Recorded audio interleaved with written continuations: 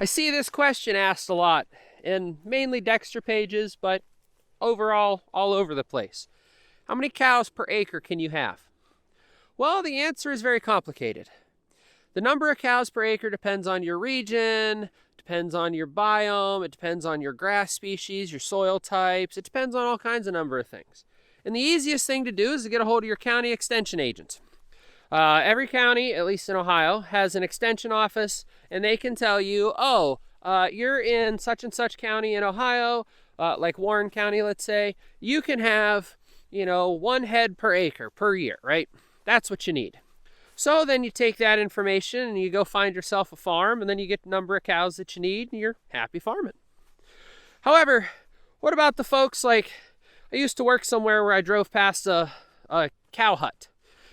All this cow had was, let's say, a 50 by 50, so 2,500 square foot little paddock, right? So basically the size of my barn down here. So this cow had a barn himself. It was a little shed, but he had a paddock that was the size of the barn. And this little guy lived there. Now I assumed that it was a 4-H person because they had 1 or 2, and then 1 disappeared around fair time, and then I saw the other one until winter, and then I never saw a cow there again. So I assumed it was a 4-H person. But like that person probably only had 1 acre, but they had a house, they had a yard, they had a garage, they had a driveway. So their usable land probably was closer to 1/4 of an acre, but they still had cows. So it is possible to have more cows per acre than what you're told. As long as you have a good clean water supply, which we'll come check that out here, and as long as you have feed. Now, if you're living off the land, yes, I would agree that it would be better to have, fewer number of cows. Like for me, I'm able to have 1 cow per acre, and I have 20 acres. So that means I could technically have 20 cows. But it would be more beneficial for me if I had 10 cows or 5 cows, because then I could take my land that I have and I could use it. I gotta fix this pipe. I gotta bury this stupid thing. I gotta just get out here. Well, I can't because I need dirt and it's too stinking wet, but eventually I gotta get out here and bury this pipe. Spring's flowing good. I gotta put a zip tie there too to keep the cows from playing with it. Silly things. But the acres are only important to a degree. I can go out there and put 1,000 head on a single acre in the Chihuahua Desert. I can't do it for long, can't do it forever, but I could do it. Same thing with raising a cow on a city lot, basically. Now, yes, if there's a city ordinance, you can't have a cow on the lot, yada, yada, yada, I get that. But basically, a 1 acre lot in the city, you could raise 1 cow. But you could raise 10 cows on a single acre lot. If it was a feed lot and you gave them feed and that's all you did, and they didn't go anywhere, they couldn't graze, as long as they had food and water, they'll still grow. Maybe not as well as out here, but they'll still grow. So that's what I mean. There's so many different variables to how many cows per acre can I actually have.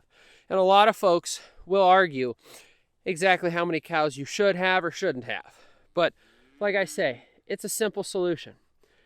Do you want to pay for feed? Then you should probably have less cows than they recommend. If you don't want to pay for feed.